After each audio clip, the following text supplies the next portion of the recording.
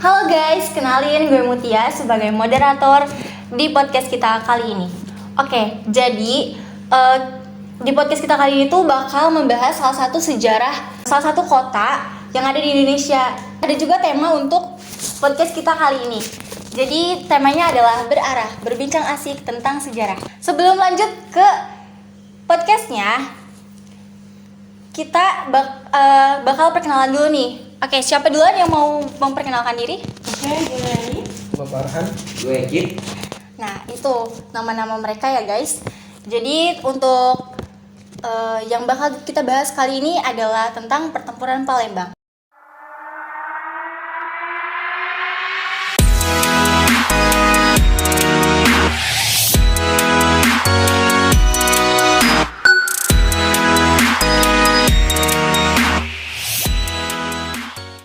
So, langsung aja kita ke pembahasannya ya. Jadi di sini ada pertanyaan nih. Kan pertempuran Palembang itu dikenal dengan pertempuran 5 hari 5 malam kan. Terus dari kalian tuh ada yang bisa ngasih tahu nggak sih sama penonton yang ada di rumah kalau pertempuran 5 hari 5 malam itu terjadi pada kapan dan tahun berapa? Oke, biar gue jawab ya. Jadi pertempuran Palembang tuh pertempuran 5 hari 5 malam yang terjadi pada tanggal 1 sampai 5 Januari 1947. Wah, awal tahun banget tuh ya berarti. Iya, awal tahun malah perang ya kan? Iya. Terus bisa dijelasin nggak sih awal mula pertempuran Palembang itu kayak apa? Terus latar belakangnya gitu? Jadi, upaya Belanda untuk menguasai kembali Indonesia ditempuh dengan 3 cara, yaitu aksi militer, melakukan pembentukan negara boneka, dan menjaga agar Indonesia tetap berada di bawah kekuasaan mereka.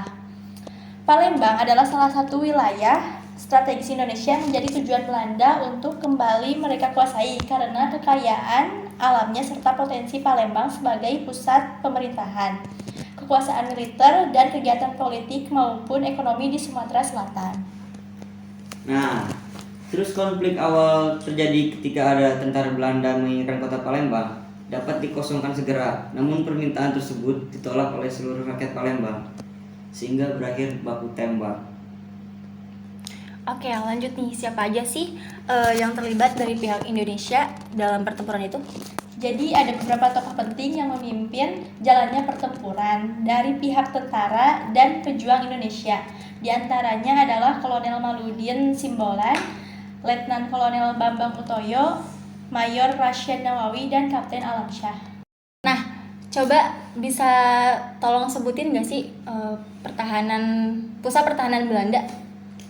Pusat pertahanan Belanda terkuat berada di benteng Kuto Besa, Rumah Sakit Caritas, dan Babus Kuning. Sementara kekuatan pejuang Palembang tersebar merata di pertahanan Belanda. Kalau awal mula terjadinya pertempuran itu gimana sih? Pada tanggal 1 Januari 1947 sekitar 5 pagi, Belanda melanggar garis demarkasi yang menyebabkan terjadinya insiden di daerah Hilir.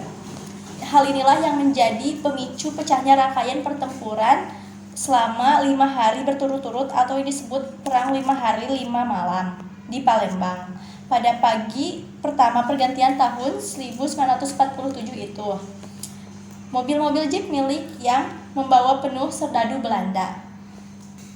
Sebagian dari mereka melepaskan tembakan, sebagian lagi ada yang berhenti di simpang 4 Masjid Agung Palembang sembari menyerang gedung tempat Laskar Perjuangan bermarkas.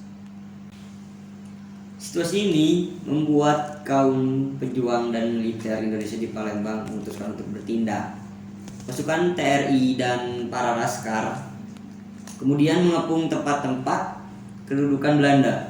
Pertempuran tanggal 1 Januari 1947 berhenti sementara pada pukul 15 WIB atau setara dengan jam 3 sore setelah datang imbauan dari Panglima TRI Divisi 2 Kolonel Bambang Utoyo dan Gubernur Isa. Perang dihentikan setelah terjadinya kesepakatan gencatan senjata dari Indonesia dan Belanda. Namun, belum 1 jam persetujuan berjalan, Belanda justru mendatangkan 2 pesawat tempur, yaitu B-52 Mitchell untuk mengawal kereta berlapis baja yang membawa amunisi. Tindakan yang dilakukan Belanda tersebut dianggap provokasi yang pertempuran kembali pecah. Hari kedua dan ketiga, Belanda menyerang pusat pertahanan Republik di area Masjid Agung Palembang. Serbuan tersebut bisa dihalau oleh pasukan Batalion Geni bersama beberapa laskar pejuang. Datang bala bantuan untuk Belanda namun dapat disergap oleh kesatuan yang dipimpin oleh Letu Wahidudin. Pertempuran terus berlanjut di jantung kota Palembang yang mengakibatkan banyak kehancuran. Belanda yang temu kalah kemudian mengerahkan kendaraan-kendaraan tempur berlapis baja untuk memborbardir kota Palembang. Pada hari keempat, datang bala bantuan dari Lampung untuk pejuang di Palembang yang dipimpin oleh Mayor Nurdin Panji. Juga bantuan dari Lahat di bawah pimpinan Letjen Harun Sohar. Namun, lantaran persenjataan di Belanda lebih canggih dan modern, pasukan Republik yang mulai kehabisan stok amunisi dan logistik akhirnya kewalahan dan terpaksa mundur menjelang hari kelima. Wah, apakah semuanya berakhir di situ? Akhir Perang 5 Hari di Palembang dilakukan pertemuan antara pimpinan sivil dan militer dari kedua belah pihak untuk membicarakan gencatan senjata setelah 5 hari pertempuran berlangsung di kota Palembang. Pihak Indonesia mengirimkan Adnan Kapau Gani, mantan Presiden Sumatera Selatan yang menjabat sebagai Menteri Kemakmuran di Kabinet Syahrir untuk menggelar perundingan dengan Belanda.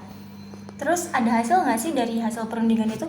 Ada pasukan bersenjata, laskar-laskar pejuang, dan badan-badan perjuangan Indonesia harus mundur sejauh 20 km dari titik nol di pusat kota Palembang. Pihak Belanda hanya boleh mendirikan pos-pos militer sejauh 14 km dari pusat kota. Terus kapan sih gencatan senjata itu terjadi? Dengan pengunduran pasukan mulai pukul 6, kesepakatan gencatan senjata antara pemerintah Indonesia dan pihak Belanda ini mengakhiri pertempuran 5 hari 5 malam di Palembang yang berlangsung dari tanggal 1 Januari hingga 5 Januari 1947. Wah, jadi itu ya akhir dari pertempuran di Palembang ini.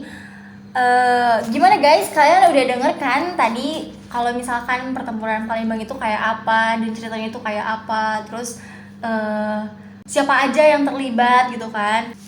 Nah, jadi kesimpulan yang bisa aku ambil itu, jadi awalnya itu Belanda itu mau menguasai Palembang, terus adanya perlawanan dari masyarakat Palembang yang akhirnya terjadilah pertempuran di Palembang ini. Terus Belanda juga ngegunain 3 cara untuk menguasainya. Yang pertama itu ada aksi militer, yang kedua itu ada pembentukan negara boneka, dan yang ketiga adalah bentuk bagaimana Belanda itu mengusahakan agar Indonesia itu tetap berada di bawah kekuasaannya. Terus akhir dari pertempuran ini tuh berakhir dengan gencatan senjata pada tanggal 6 Januari tahun 1947. Jadi gitu ya guys. Oke, makasih banyak ya buat informasi yang udah kalian kasih untuk podcast kita kali ini. Buat teman-teman di rumah, semoga videonya bermanfaat, dan untuk kita juga selalu mencintai produk dalam negeri, bagaimana kita menghargai perjuangan-perjuangan yang ada sebelum-sebelum kita, perjuangan para pahlawan yang sudah memperjuangkan kemerdekaan Indonesia ini. Semoga video ini bermanfaat untuk kalian semua ya. Oke, sampai situ dulu podcast kita kali ini. Makasih banyak yang udah nonton, semoga videonya bermanfaat. Dadah!